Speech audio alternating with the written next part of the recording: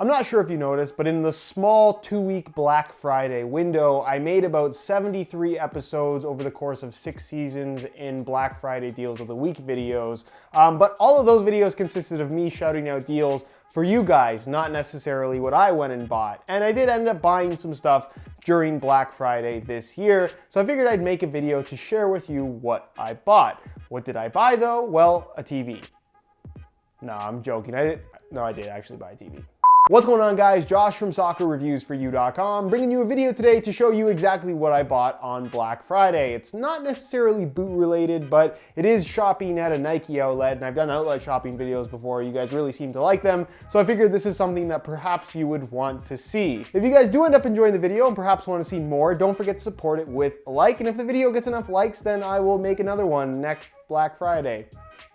Now, I should say that all the Black Friday shopping that I did wasn't actually on the Friday of Black Friday. It was on the day before, the Thursday, mainly because all of the stores that I was interested in shopping at pretty much had started their Black Friday sales the week of rather than waiting till the day of, except for one, but I knew some people that work there, so shopping the day before wasn't an issue. I could still get the Black Friday discount. Also, if you've ever actually gone out shopping on Black Friday, especially first thing in the morning, then you know how crazy it is. I just wasn't in the mood to go to a Nike outlet and fight a guy for a pair of sneakers that I didn't really need. As far as what I needed for Black Friday, pretty much nothing, but because I am kind of addicted to sneakers and just general sportswear items, period, most of my Black Friday targets were gonna be the Nike outlet, the Adidas outlet, and the Puma outlet. The Puma outlet didn't really have anything good. The Adidas outlet, at least my local one, what they ended up doing is they actually pulled away all of the cool stuff that they would normally have at the outlet that's not really cheap enough so you wouldn't buy it. And they put out all kinds of generic stuff for, granted, really good prices, but it's stuff that nobody really wanted. So I didn't end up buying anything at Adidas or Puma. However, the Nike outlet had some pretty good deals and some stuff that I really wanted. So I bought all of this. So I'll do this kind of what's in my soccer bag style, where I'll start with the apparel and then we'll work our way to the sneakers. However, when it comes to the apparel, because this is at a Nike outlet where you don't really have names of the specific products, I don't exactly know what any of this stuff is called, but I'm gonna show it to you anyways. Although in general, if it is at an outlet store, it probably isn't available anywhere online anymore, so just keep that in mind. So the first thing that I ended up getting was this jacket right here, which, as you can see, is kind of weird looking in that it almost looks like it's leather, but it's not actually leather. It's some kind of fancy material. It's very soft. I'm not exactly sure how to describe it because I've never really seen anything like it before, but I like the color of it. They only had it in the one color. And you can see the Nike branding, for the most part, is kind of kept to a minimum in that there is no Nike swoosh on the front or back. The only Nike branding you're gonna find is on the sleeve right here at the bottom. So very, very minimal and kind of clean as far as how the styling is concerned. It's got a full zip across the front. It's kind of trimmed in black around the bottom as well as at the sleeves. And then it has these kind of long diagonal pockets on either side that I actually really like the look of. Inside, it's not a particularly warm jacket. Let me unzip it for you. You can see it's pretty much just kind of like a regular, soft, almost sweater-like material, but it's relatively thin overall. So this is not necessarily something for the winter, at least the Canadian winter, that you would kind of wear with a t-shirt. You'd have to wear this with a sweater or two, depending on how cold it is. But I really like the style of it, and it's a Black Friday sale, so I got a really good deal. Basically only ended up costing me $31. Item number 2 that I got was this hoodie. It's a full zip hoodie, kind of a similar style to the jacket now that I'm looking at the two side by side. It's in this kind of darker green color, and it's kind of that classic V-shaped cut across the front Nike sweater that's very, very popular right now. But this one was different in that the material it's made out of is not a typical sweater material. It's a little bit thinner, and it's like super, super stretchy. I've never seen one or felt one like this. And I pretty much visit that Nike outlet store, I would say, once every 2 weeks on average, and I've never seen anything like this there before. They had this color and then kind of a slightly lighter color as well. It's got the zippers on the front, the full hood, of course, and it's just a really cool, clean jacket or sweater. I really like this detail. I don't know what that's supposed to mean, but it has these kind of numbers here along the edge of the zipper. If it'll focus.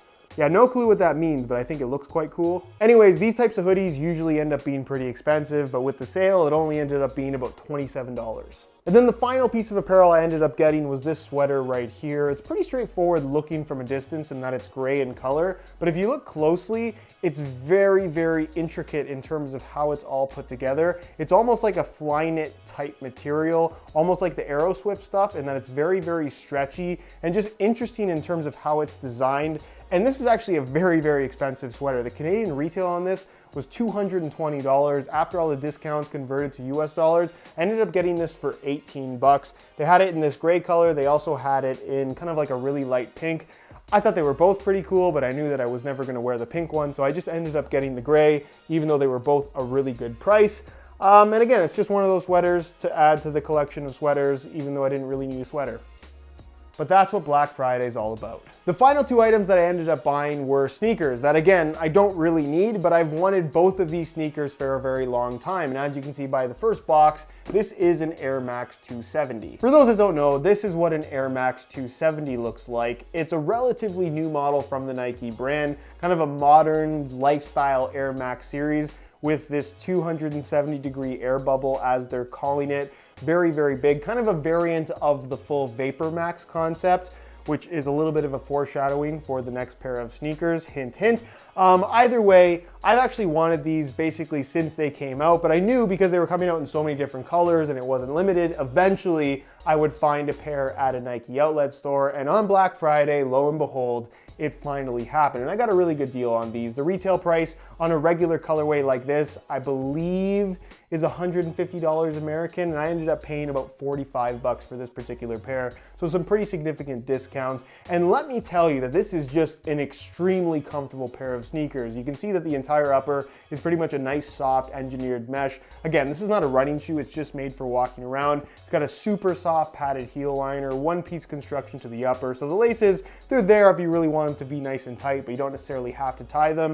And then it's got this huge air bubble at the back that really does feel extremely bouncy. It's not necessarily an Ultra Boost type of feel, but in terms of just everyday comfort, this feels really cool. And then the foam that you have for basically the forefoot forward is also really comfortable. They're also surprisingly lightweight as far as lifestyle sneakers go. I just think it's a really clean design. It's got the smaller Nike swoosh, which I always think looks really cool on just about any sneaker. And I'm always a sucker for army green things in general, as you can see by the sweater that I purchased. So had to pull the trigger because I got them for such a good price. The final pair of sneakers that I purchased, I know are gonna be a little bit controversial, and I want you guys to share your honest opinions down below in the comments. Is this a sneaker that you would actually wear? Because I've seen some pretty brutal opinions online for this particular combo sneaker, and that's basically what it is. It is the VaporMax 97, basically the upper of the classic Air Max 97, and the outsole from the current generation VaporMax, kind of the latest and greatest thing from Nike. This obviously being a lifestyle sneaker.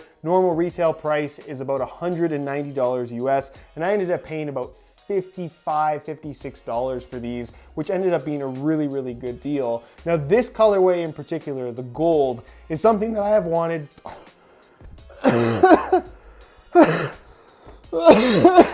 I've wanted these basically since they were first unveiled, but because I already have so many sneakers that I don't wear already, to pay $190 full retail for sneakers that I would probably wear once or twice over the course of a summer is just something that I couldn't justify to myself. And I hoped one day, maybe, I would find them in an outlet. And I think that these actually ended up selling pretty well at full retail. I don't think they ever had to discount these, but for some reason they had them at an outlet, and luckily they did end up having my size, and the price was pretty ridiculous. Anywhere under $100 I would have bought them. These ended up being nearly half of that, around $57, $56.